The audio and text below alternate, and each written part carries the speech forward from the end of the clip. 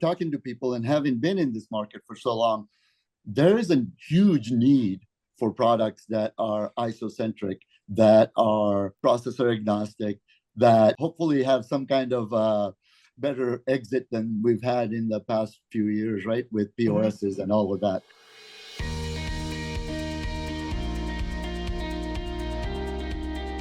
Hey everybody, got an exciting episode for you today with Dee Karawadra. We're talking about his new Impact Tech Labs and the CRM he's building for ISOs. Really unique thing, building it mainly for the retail ISOs to streamline operations. So, Patty, I thought it was a fantastic interview. Really interesting stuff. Well, and Dee gets so excited about everything. He does. It's kind of hard not to get excited. Contagious. That's contagious. You know, it's contagious indeed. Right. So then we slide into some really good sales tips from our good friend Rich Norton, who is kind of the master of all things merchant sales. Then Patty, I ended up I got to talk about your episode at your insiders, and I ended up doing something that I've never done on the podcast before. Never before has James offered to donate $1,000 to a charity of my choice. If I'm wrong, right? If he's wrong, but his home state of Illinois, right, is proposing something that's going to have everybody scratching their heads by the end of this podcast. We'll leave it at that. We'll leave it at that. So let's also mention here that, of course, Dee and Impact Pay Systems, Impact Tech Labs, not a consulting client, not a paid advertiser or anything like that. Right. And of course, this episode, as always, is sponsored by our good friends at Nativia. Head over to nativia.com/professional to learn more about the payments industry professional card. And we'll hear more from Vlad with an announcement a little bit later on. With all that being said, let's dive into our episode, Patty. Let's do it. Hey, everybody. James and I are here today with our old friend Dee Karawadra from Impact Payment Systems and also Impact Tech Systems. Did I get that correct? Tech Lab. Sorry about that. You were close, Patty. I was close. I got systems on the brain today, you know? Right. But, you know, Dee, I know that we interviewed you. It's been a few years, though. And so, you know, for those who... It's hard for me to believe there are people out there who don't know you because you're everywhere I ever go, any show I ever go to. But, you know, for those, can you provide a brief overview of, you know, what led you into this crazy business and in particular, Impact Pay Lab? Yes, thank you. Thanks. I don't know if I know everybody. I think James would qualify for that better than me. But here's my story starts at Concord EFS, and I don't know how many people know Concord EFS. Oh, yeah. I'm sure you remember, Patty, because you were born in the 80s like I was. So, thank you. That's a big compliment, dude. Concord was kind of what got me into this. My wife, Emily, used to work at Concord, and they were doing some great things, and petroleum was a big thing. And being Indian, I had a lot of petroleum connections, and I thought, well, let me give it a shot. Emily kept pushing me, and that was back in 2000. And so fast forward to today, we've got a nice little ISO out of Memphis. We are not a big ISO or super ISO by no means, but I would say we are a small to mid-size ISO. Based in Memphis, where Concord was founded. So my story starts with Concord. Is Emily kind of is the reason where I am, because she worked at Concord, and she had stock options at the time. We cashed out stock options and funded Impact Pay Systems. So in a way, we still have a lot of love for Concord and Bypass. Yeah. So Right. So, you know, before we get into kind of Impact Tech Labs, I'd love for you to give us a little bit of an understanding of Impact Pay System. So with that ISO, you know, there was a transition period where you went from that to kind of shifting some significant part of your focus on to like, hey, let's build processor agnostic tech, which of course is needed in our industry today. Talk to us about that journey. What was that decision process like of going from one to the other, and what was that timeline? Oh man, James, that's a great question. So it all started out of necessity, right? So Impact, as most things do. Yeah, most things do. So Impact Pay System started out of necessity as well, because it was a service issue. I couldn't find anybody who could service the merchants, and I'm signing up friends and family, so I got chewed out when I go to dinner parties. That said, Impact Tech Lab kind of came out of the same necessity, right? About 5 years ago, we saw things changing, kind of going towards more technology. And so we tried to jump in there and get a little piece of the technology. Initially, the idea was it's going to be just for us, right? We're going to build products and kind of keep it in-house and use it as a competitive advantage. But, you know, talking to people and having been in this market for so long, there is a huge need for products that are ISO-centric, that are processor agnostic, that, you know, hopefully have some kind of better exit than we've had in the past few years, right? With POSs and all of that. Right. So Impact Tech Lab came out of necessity because we needed the product, number one. The market needed the product. And so we kind of decided that we would open it up to everybody instead of just us and create a processor agnostic system marketplace, sort of. What exactly did you find lacking that led you to want to build your own CRM?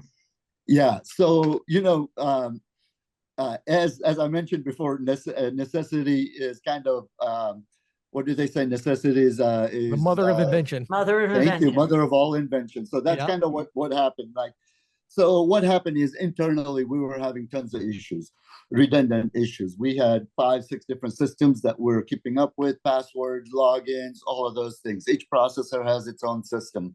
Right. We were looking for something that would simplify that. And Kevin Smith, actually, at Secure Bank Card Elena, they have done a fantastic job of creating a technology. They run this big operations. I don't think they would love for me to give numbers, but they're running some serious apps with very minimal employees, right? So they're very efficient at what they do. Literally go from writing an app to programming within 10 minutes, right? So, and that's because of technology. And so this technology dream that I had, I thought would fulfill that need that we all have, which is, you know, a single point of data entry. There's less, the redundancy kills everything. Every time you have to re-enter data, you are mistyping, you are, I mean, errors, right? So this kind of cleans all of that up. And that was the idea overall, right? So. Okay. So what then went into building the system? Yes. What were the questions that you asked first, you know, that were important throughout the building process? So we actually had a CRM that we were using, and we knew what we liked and what we disliked about that CRM. So we used that as a guide initially. Thereafter, any process that took us more than 15 minutes, we created some kind of technology to overcome that.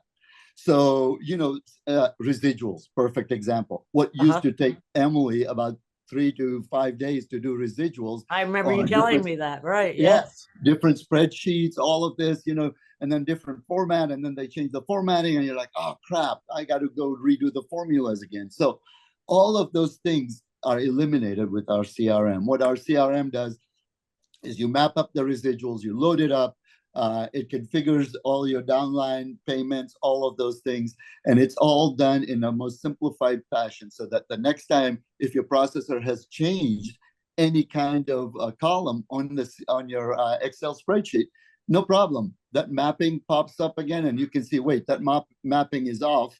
Let me see what they added, and you can go ahead and remap it instantly instead of having to go back to the developers. So the idea was, Patty, to simplify the crap that us ISOs have to deal with on a daily basis, right? And that kind of sets us up for better service for our merchants and our agents at the same time, right? Right. I gotcha. So in terms of the reporting, you know, how that's something that's really interesting to me in terms of the reporting. How does it differ from what you were doing before? Yeah, so the reporting is a really unique piece. And at the end of the day, reporting is just a database, right? So we actually have about 8 ISOs who actually paid residuals on our system last month, right? These are our beta accounts. We're about to go live with it. So these are all beta accounts. And so everybody has their own needs when it comes to reporting. And so we can customize reports. That's very easy for us to do. But we've got all your generic reporting that you need: residual payout, You're auditing your vendors, right? Your Right. SwipeSQL invoices, your Valor invoices. We can audit all of those. So there is the whole system is kind of sort of designed in such way that we can customize it for anybody as needed. Now, some of it may require a little bit of coding when it comes to that on the backside on the reporting, but we can pretty much customize it to every individual's needs. And it did that overnight. We usually have that done. It's a very easy process on our side. So reporting wise, your top 10 merchants, your top 10 volume merchants, your top 10 profitability merchants, your top 10 agents. You can see agents on our dashboard for that month, how many deals they have, how many deals you've got. So reporting can just go very deep depending on what you are looking for and the complexity you're looking for. One thing I find so interesting about this, D, and kind of off the wall question, I guess, but like as somebody who also builds technology and all of that, and I know how annoying it is, and rewarding, but mostly annoying. Like what led you to want to do this? Because like I'm just envisioning like how much work you had to put in to build what you're describing for your own ISO, right? Yeah. And it's not like you just plug and play like, well, now I built it for my own ISO, so now it's good for everybody else. No, it's like for everybody else uses a different back end. They use different, they pay residuals differently. They have referral partners, but like they're very different than you. So you added this like massive like order of magnitude of complexity on top of what you built. Like, what is your passion for doing that? Out of just pure curiosity, Well, that's why Just for Men has the hair dye, because my hair is totally gray right now, and it is very complex. and trying to figure these guys out, that's the complexity of all of this, right? Is like who's going to need what. So, for example, we've got residuals you can pay before the split, after the split. You can pay it at the processor level. You can pay it at the agent level. So all this different complexity. James, what led me to this is my daughter, Morgan, who kind of ran our operations, and she's at Pay right now, very proud of her. But one of the things that she is type A, and she just drove me insane. And anything that was driving me insane because it was bothering Morgan, that was my gauge. That was like, let's figure out how to automate this so that this should be Morgan easier. Morgan doesn't need a process for every little thing, right? I mean, she's got these files and folders of all these processes, and that's what we were trying to eliminate. Right. So to start, that was kind of what we thought. And then I started thinking about, well, if I do this, it will save me X number of hours. If I do that, it will save me X number of hours. Last month, it saved Impact Pay System 122 hours, labor hours. Obviously, we're tracking them because it's our own CRM. But that's kind of the reason. And that's the same issue every ISO is coming up with. I mean, James, some of the products you've created is out of necessity again, right? There was no training system out there. Right. There's not somebody who had a viable product that will do the analysis for you. Right. And so that was kind of the thinking behind this is, why am I bitching about other people's product? Create a product that I want, and hopefully if I create everybody will want it, right? Because if it's satisfying my needs, it will satisfy other people. If you build it, they will come. Yes, exactly. That's what D is hoping is true, right? That's what D is hoping, exactly. I have spent a crap load of money, so you better believe that's what we're hoping. Yeah, it's so interesting, D, because it just really reminds me of my own journey with like doing ISO AMP, because man, we put so much time and money into that stupid thing, and like and they you get the ISOs coming in. He doesn't really mean it's stupid, people, by the way. No. Yeah, no. It's actually really smart. It was stupid the amount of time we had to put into it. But but yeah, like I don't know, you get into it, and then it's like death of 1,000 cuts, because and again, it's just being transparent. Like every ISO, and ISO comes in and says like, oh, that's amazing, you analyze statements, that's awesome, but we want our template to be a little like different. We actually split the Visa from the MasterCard interchange on our template, and you're like, why do you do that? Like why would you do that? Then you got to figure out, how am I going to make this work? You know what I mean? So it's a fun challenge, but it is a challenge. So okay, it is. So let's talk about processor integration. So yes. And again, just being really transparent on this podcast, right? Yeah. There's a reason that I have not built what you are working on, as we had this discussion a few months ago, right? Which is like a lot of people are like, James, just build a CRM and add it onto IceMap. And I'm like, no, you don't understand. To do that, you have to integrate with all of the processors. I don't want to do that. It's ridiculous. So talk to us about where are you at in terms of processor integration today and what's kind of your roadmap? Because that's going to be the big question for everybody, you know?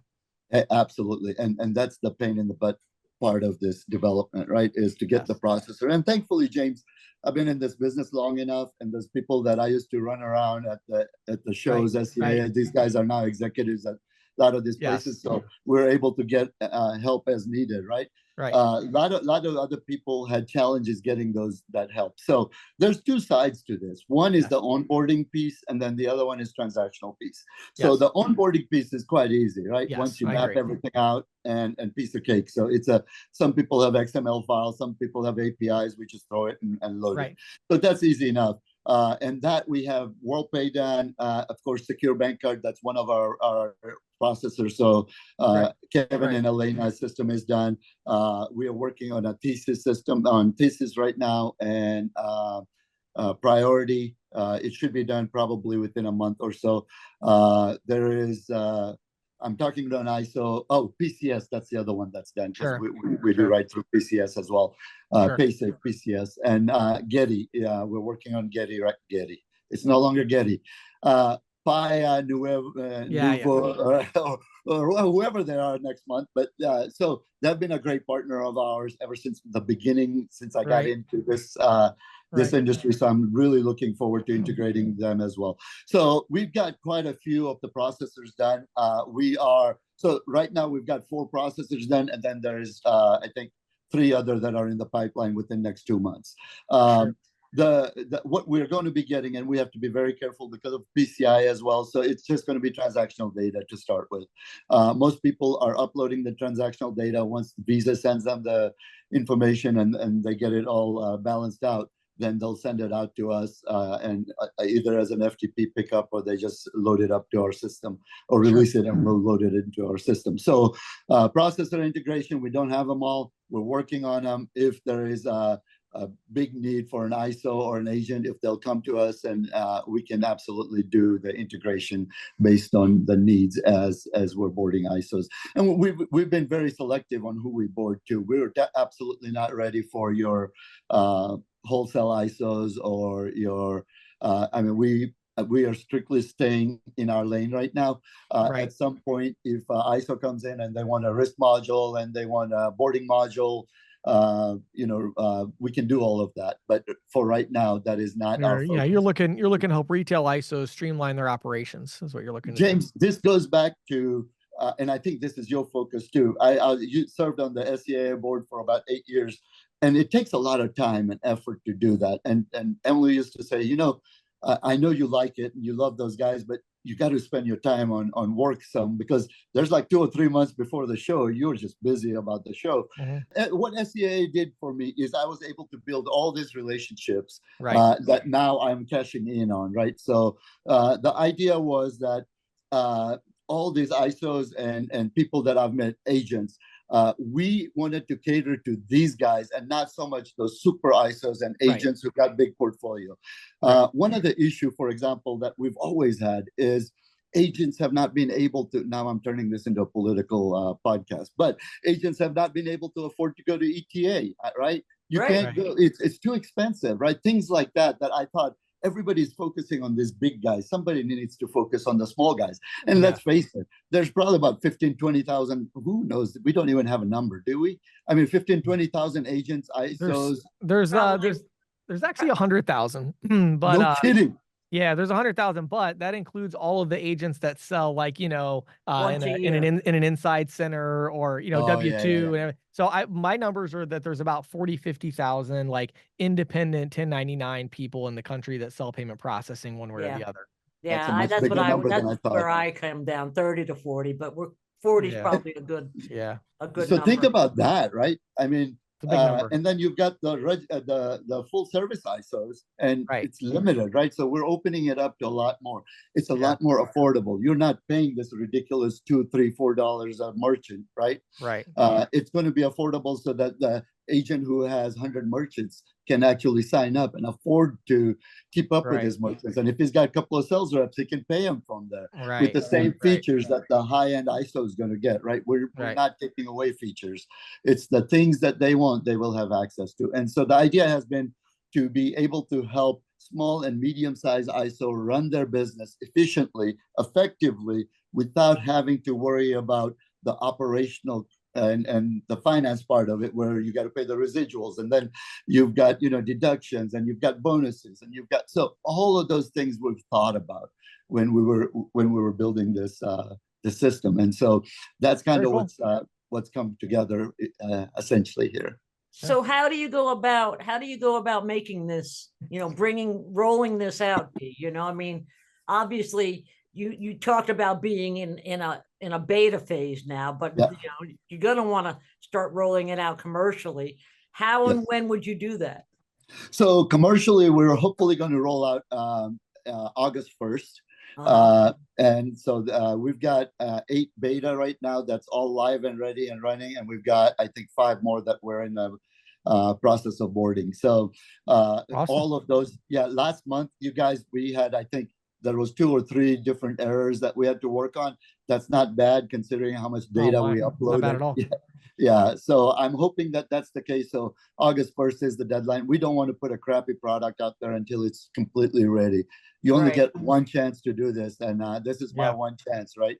I've never tried to sell to this market before. I've always been, you know, on the other side. Buying, but now this is a different market. And let me just address one thing. This is a concern everybody has. Listen, Impact is an ISO. Impact Pay System is an ISO. No question about it. And a lot of people have concerns that I am an ISO. I had that same concern. We give it to you in writing. Your data is your data. We're not going to pouch it. We're not going to go after your agents. We're not doing any of that. Your data is your data. It's going to remain your data.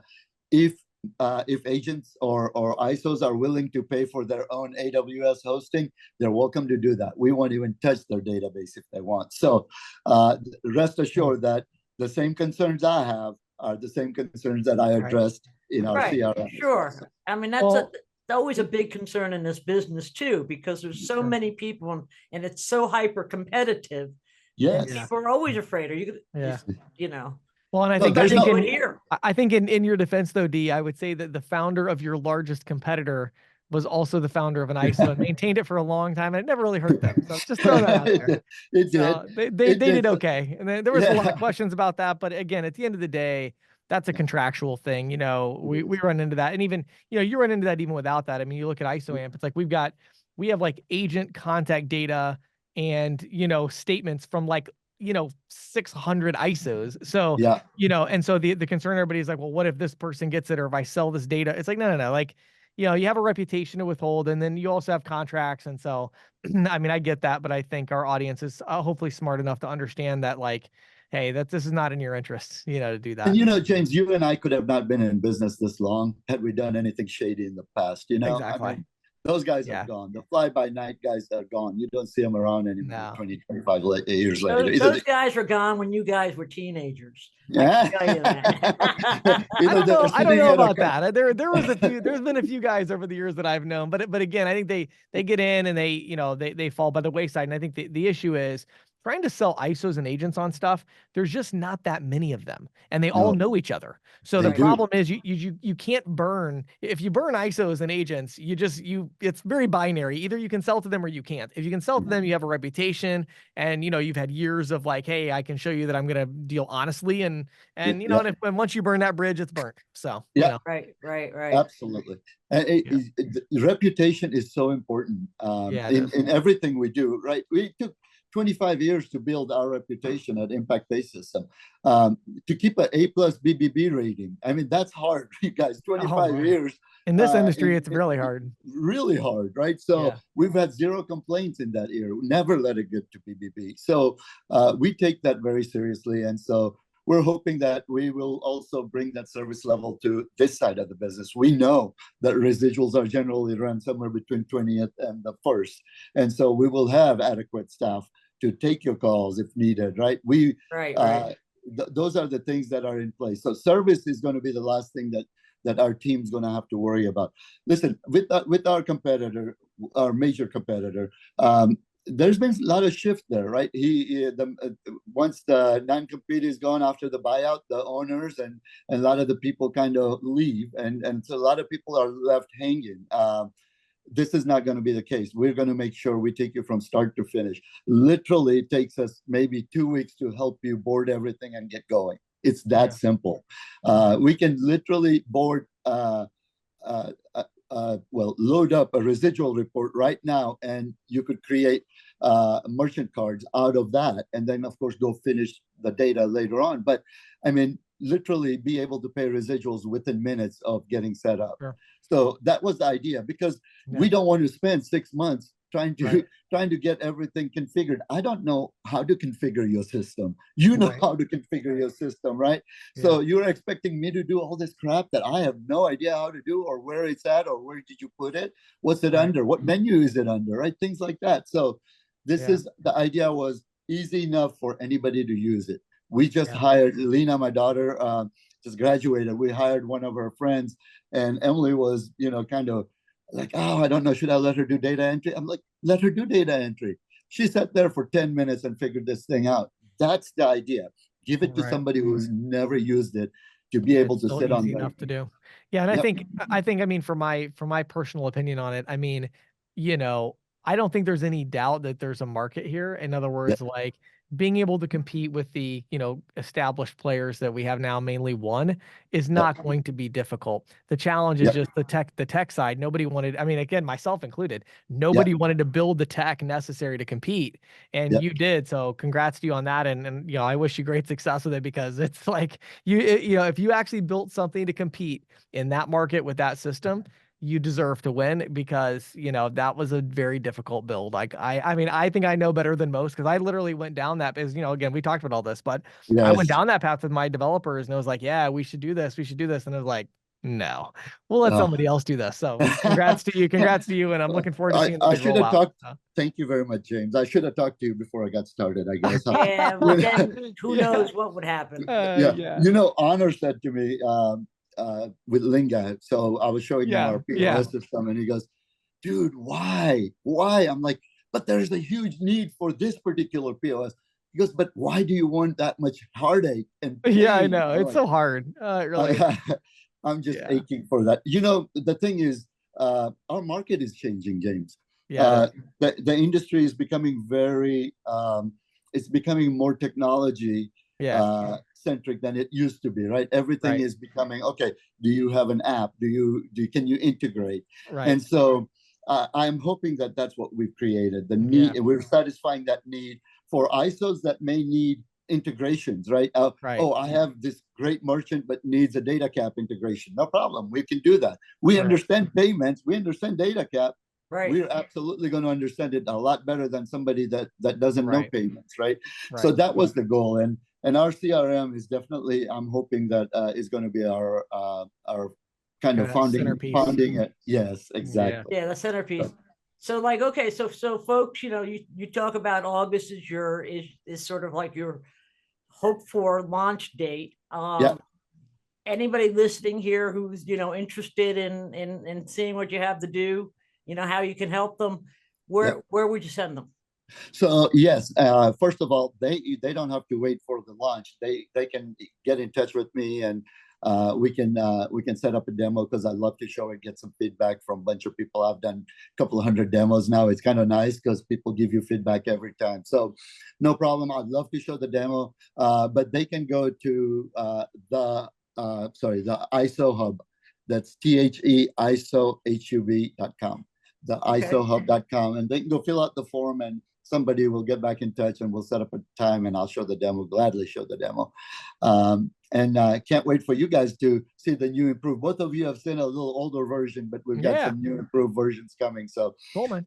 Can't wait to show it to both of you as well. Dee, it's been great having you on, and really looking forward to seeing this big rollout, and wishing you great success. Me too. Thank you very much. Thank you, James. Thanks, Patty. Appreciate it. Sure thing, Dee. Be well. Hey, everybody. We're here with Vlad Sadovsky, CEO at Nativia and sponsor of the Merchant Sales Podcast. He's got an announcement for us this week. What have you got for us, Vlad? I strongly encourage you to get your professional card ahead of time. and enjoy the new exclusive professional card member events at every professional event that happens during the year. Awesome. So again, those links are nativia.com/professional to get your professional card, and then nativia.com/game on to check out the really exciting contests and things happening where you can earn points and prizes. So Vlad, thank you so much for sponsoring the podcast, and thank you for hosting the best parties in the industry. And I think I speak for everyone when I say that. Well, we're here today with my good friend Rich Norton. We're doing this little series while Rich is literally sitting in his car on his way to appointments to sell merchant services. So how are you doing today, Rich? Doing excellent. Loving it. Loving it. Love being on the calls with you. That's great. So we're going to talk today about probably one of the biggest topics, and I think one of the most misunderstood topics for representatives in our industry, and that is overcoming objections. And so I want to talk to you about this topic, Rich, and I want to start by zooming out because I know we're both very passionate about this topic, and I think we both have a very similar way of dealing with this. What is your kind of big picture philosophy on the agent that comes to you and says, Rich, everybody I talk to is giving me this objection and that objection and this objection? What do you say to them big picture to help them start moving in the right direction to handle objections and be able to move forward in their sales process? Yes. So sales, as I always say, is eliminating the objections before they come. So this goes back to listening to the merchant, finding out what their needs are, coming up with the best program that's going to fit their pain points, that's going to be the best solution for them. So we're going to get objections, and we'll talk more about this as we go through. I think where salespeople make a mistake is they get defensive when they get an objection. Yep. And automatically they go into that mode of, hey, I'm better than everybody else. For example, they might say, oh, yeah, we get guys like you all the time. And what's the natural reaction? They're going to say, well, I'm different from everybody else. And they're going to say, well, that's what the last three guys told me. They ripped me off, right? So we have to learn the art of handling objections, but understanding, first of all, sales is eliminating the objections before they come. And as we visit a merchant for the very first time, it's all about establishing control.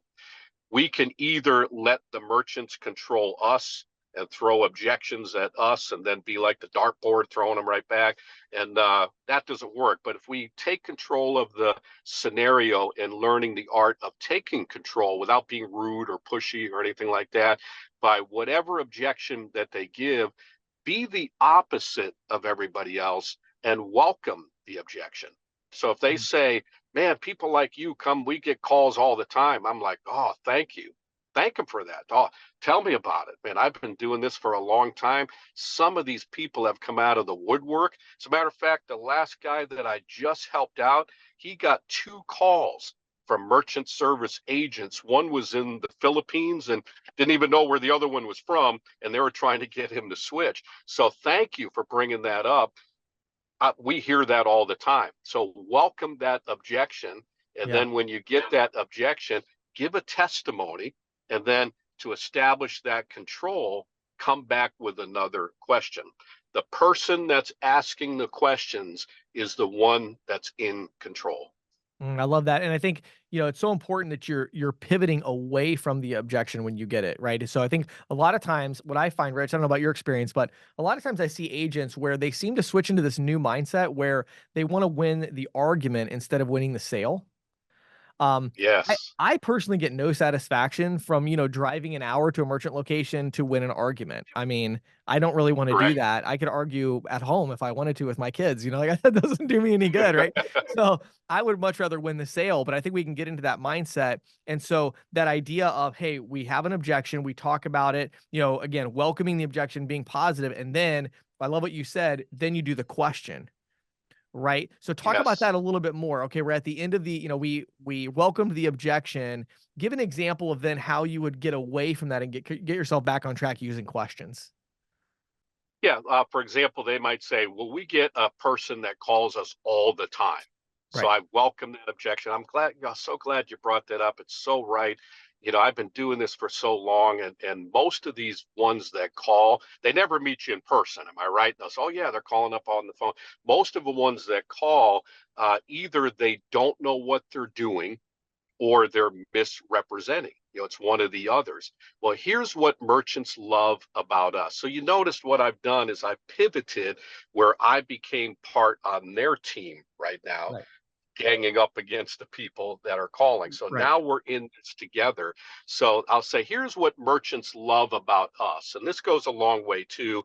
I use a lot of third person rather than you're going to love us because we're here at your, we don't do any of that at all. We're very cool, very smooth. Here's what merchants love about us. They love the fact that we meet them face to face. Merchants tell me that goes a long way. They love the fact that they're dealing with a very reputable company, A+ rated. They love the fact that they're dealing with someone that has integrity. And when they call us, they're going to have live human beings, whether it's me or someone at the office that's going to answer the phone, someone that is here in America. The merchants that I've been helping out, they tell me that's really important to them. Is that important to you as well? So that's how I came back with that question right there.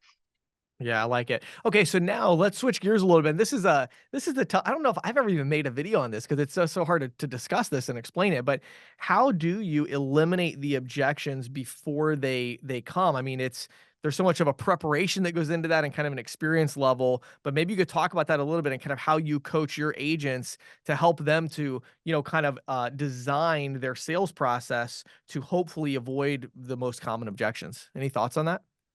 Yeah. So when you're walking into a business, again, you're setting the tone right off the bat. And whether we realize this or not, people are going to make an impression of us. We've all heard the phrase first impression is lasting, and they're right off the bat within a minute or two. So that's why it's important that we, however we dress, this is kind of my attire, business casual. We look good. We have good eye contact. That goes a long way. All the little things that we don't talk about, these are important.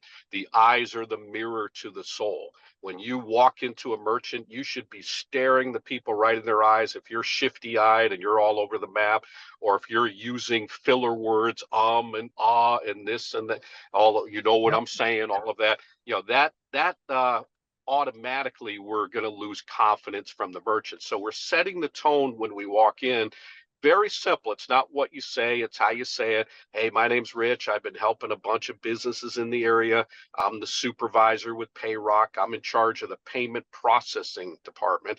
And we have a couple new programs. We've been helping tons of businesses throughout the area. Some of them we're using, and whatever they have, this is what I teach our representatives: use your peripheral vision, right? Words right there. And look around what they have, whatever they have. Some of the businesses we've been helping out have this company or Verifone, whatever the thing is, and we've been able to put them into a new program, which they absolutely love. By the way, what are you guys using right now? And immediately they say, oh, we have that company. Oh, well, obviously, you know what I'm talking about then. Then I'll say the biggest complaint is they don't get statements. They have no idea what they're paying. All they know is a bunch of money is coming out of their account. They're not getting very good service. See, what I'm doing is I'm eliminating these objections right here. They're not getting very good service. Their representative has disappeared. I've heard it all. And that's how we've been helping everybody in the area. Yeah, I love it. Yeah, that's great. Yeah, I think, one of the things I thought was interesting, Rich, I had a conversation with an agent a few days ago, and, he's hiring an assistant for the first time. And, we were kind of talking about, I was telling him about my journey going from 10 or 15 a month to 25 a month by adding some people. And he kind of was like, man, 25 a month. And he's like, what were you saying? Like I had this magical script that I had, and I told him, I said, well, honestly, I said that the most important part of it is when I walk into a business, I genuinely believe that I'm there to help them. Yes. And I have a level of confidence. And, when I walk into the business, I could tell you what I said, but it's not going to work for you if you say that. Like when you walk in, as like you said, you have this eye contact, you have this presence. Like when you walk into a business, it's like, I genuinely believe that a small business owner, it will be a blessing for them to get to know me. Yes. And it would be a blessing for me to get to know them because I am going to find a way to help them and make their life better. And I actually believe that. And so I think as we're talking about overcoming objections, right? But it's like, if it's like you said, if you don't have that, well, you're going to get a lot of objections. And a lot of times, Rich, I think these objections are almost more the merchant's way of saying, you're not a person that I want to work with. Yes. Yeah. Right? And they're People are almost, buying you. yeah, they're Yes. almost like pushing you away. Whereas when you walk in and you know, when sales representatives have the opportunity to go with somebody like yourself or one of your mentors out in the field and see what this is like, a lot of times, Rich, when an agent goes with me, they'll respond to me and say something like, "You are so lucky. All these merchants that you talked to today, you know, so many of them just seem to really like you, and they just Yes. didn't really give you very many objections." I don't know if you Yes. experienced Yeah. this. And it's Yeah, very difficult to absolutely. explain that because they're like, "Well, I'm just going to say what you said and then we'll be fine." And it's like, "Well, no, it's actually not going to work like that, you know?" Yes, yes, very true. Because it's the bottom line is you're getting the people to like you. Step one. And again, how do you get them to like you? Your eye contact. You're sincere. You're genuine. You're smiling. You're friendly, and not weak. Because I think salespeople go out there and they think, well, I just got to be nice, you know. And they walk in and they're immediately apologizing for stopping by. Yeah, And you're exactly. basically saying, okay, your time's more important than mine. Hey, I know you're busy. Hey, I'm sorry to bother you. So if you don't do that, if you act like the typical salesperson, you're going to get treated like the typical Yeah. salesperson. You want your merchants that you're encountering to say, you're different than everybody else. We really like you, because in essence, they're buying you. You know, our Yeah. programs, like you said, we believe in what we're doing. We know we're helping people. Why does a representative that works for the same company go out and write 10 in a week while another one can only write 1 in a week? They work for the same company. They have the Right. same program. They're in the same areas. The only difference is the way they go out and approach the merchants. They're selling themselves. So Yeah. whether we realize this or not, the people are buying you. You know, Yeah. the program speaks for itself. We have a great service, but the people are buying you. Good stuff, Rich. So, hey, before I let you go, I know a lot of agents are listening to this and like, wow, it'd be amazing if I could actually talk to Rich Norton, who's set all these sales records and done all these amazing things. And of course, you do have this nationwide sales team with mentors and coaches and all of that. So, could you share with us, how would an agent reach out to you if they wanted to learn more about your program? Absolutely. Yeah, we're here to teach, we're here to train, we're here to help you. If you're really serious about being a rock star in this business, we'll teach you. We'll give you all the training that you need. You can reach me at 904-434-4635. Text me, leave me a message, give me a call, or email payrock, Payroc, Rich Norton at gmail.com. Awesome. Thank you so much, Rich. Appreciate your time as always. Appreciate you. So, James, the governor of Illinois just signed into law a bill that would forbid interchange from being assessed on the tax portion of retail purchases or tip amounts, What a nightmare. effective next July. What in the world? It's going to get What? overturned, right? Like, what in the world? And Illinois, and the thing is this was an act of maybe a page and a half that was tucked into a 1,300-page budget package. Oh, my word. Illinois is not an outlier either. In fact, according to the ETA, there have been 60 state bills since 2003 that would prohibit interchange assessments on tax portion of purchases. All but Illinois have been voted down, but a similar law is pending in the Pennsylvania legislature and could be maybe on the floor and being debated as we speak right now today. Wow. What a ludicrous, How ridiculous ridiculous. idea. And I Oh mean, my it is so, goodness. and the way I am, this is how it was explained to me by somebody, and I cannot swear that this is actually what happened, but the person who told me is pretty plugged in. So, Okay. apparently, as we all know, when, you know, merchants get a small fee from the state for collecting sales tax. Right. So, you know, a few pennies on the dollar. Well, apparently, in order to balance the budget, and what's the governor of Illinois, Pitzer, I think, at Pitzer, something like that. I lost track. Yeah. I Yeah. lost track. Anyway, they cut back how much they were going to pay the merchants for collecting sales tax. Right. Merchants went ballistic. They said, you know, you got to give us something in return. Right.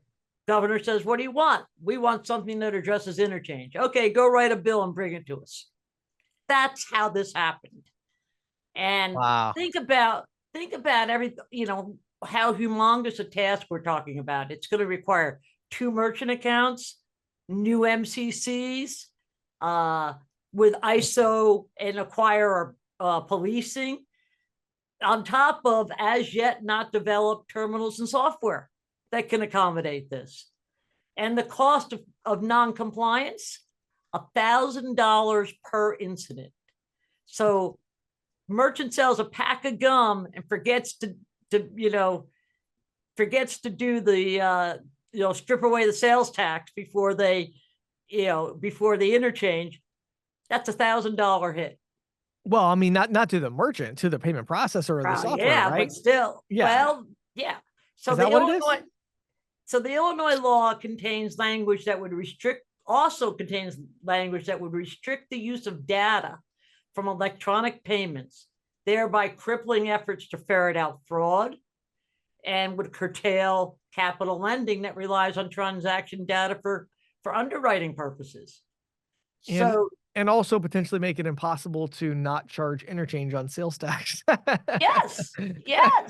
And to put this into perspective, I read something that I thought you and I would both appreciate, because Sheetz, the convenience store that's headquartered in Pennsylvania, and there's here in Maryland also. Right.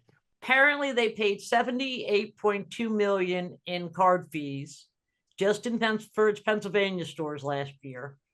And $1.3 million of that was the sales tax portion of transactions. Now, Wow. the ETA, which is leading the charge against these bills, explained in a letter to the governor that, among other things, the industry would have to build specialized terminals and software to itemize and communicate segmented data. But apparently he wasn't moved by the argument and declined to do a line item veto. I spoke to a ISO that's headquartered in Chicago, EPNA. Mm-hmm. They told me they've already had to begin working with their partner platforms to ensure compliance, even though people are still trying to lobby, to get this overturned. But, wow. like they said, I mean, a year is not going to be enough time to even, Not even you have to close. start now just in case it does go through.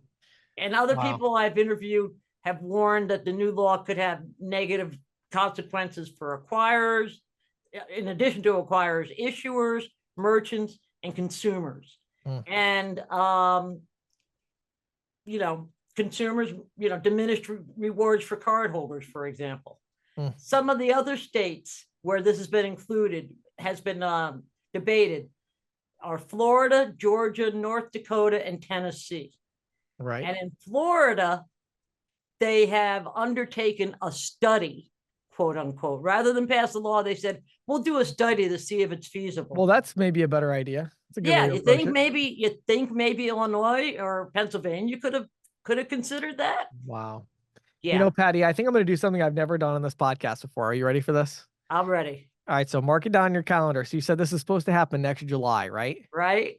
Okay. On July 15th of 2025, I will donate $1,000 to the charity of your choice if that law is if they're actually enforcing that law in July of 2025. So you just mark that down. All right. I will mark that down, because when I read this, I was like, you have got to be joking. I mean, that is the dumbest thing I've ever heard. Like, I've heard a lot of dumb things that governments on both sides of the aisle have done some really stupid things with our industry.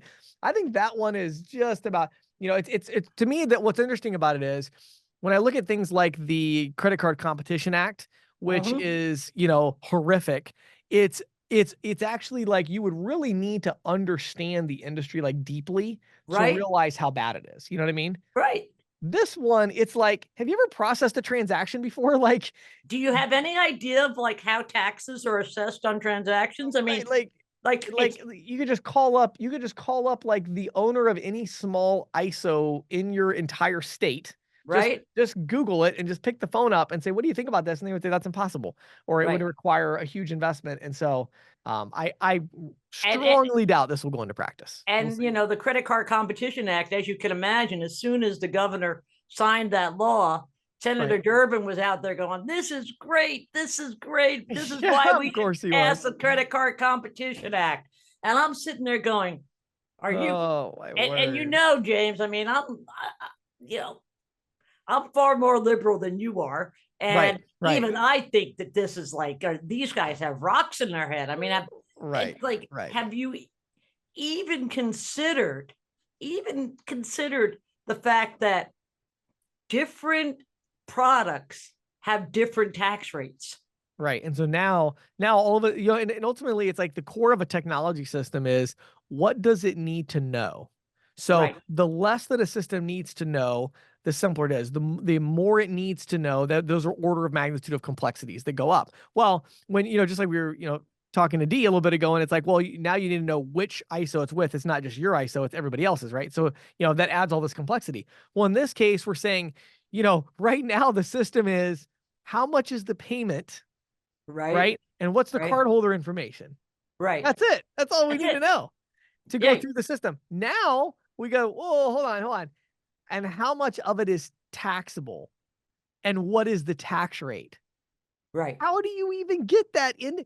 How are you supposed to communicate through a terminal different products with different tax rates? Like the terminal doesn't even know what the products are in most cases. Right. Like it's ridiculous. Exactly. Yeah. Oh I mean, I agree. It's totally ridiculous. And the fact that there have been 60 pieces of legislation that have been Right. that have tried to Right. do this and have been gotten knocked down. Wouldn't you think that you'd look at that and say, maybe there's a reason why Right. those 60 pieces of legislation didn't pass? Wow. Hmm. And Well, and I yeah. also was thinking of let's say you're in Chicago, right? You would Right. probably then pay a city tax, a Right. county tax, Right. and a state tax. Right. And if you're selling things like cigarettes or booze, there's going to be a federal tax. Right. And now they have to, when the payment goes off, we have to know Yeah. all of that. Yes. It's just, it's Insane. ridiculous. It's insane. It's crazy. So, well, we will see. So on July 15th, 2025, you will let us know that either this law is not in tax, or if it is, I'm going to be donating $1,000 to Patty's charity of choice. I think my money is safe, but we'll find out. I in think 1 your year's money's time. safe, but you know what? I have seen crazier things. Yes, absolutely. Yep. So I we'll have see how it seen- goes. So, well, thank you for this very interesting update, Patty, and I'm sure you'll keep us in the loop.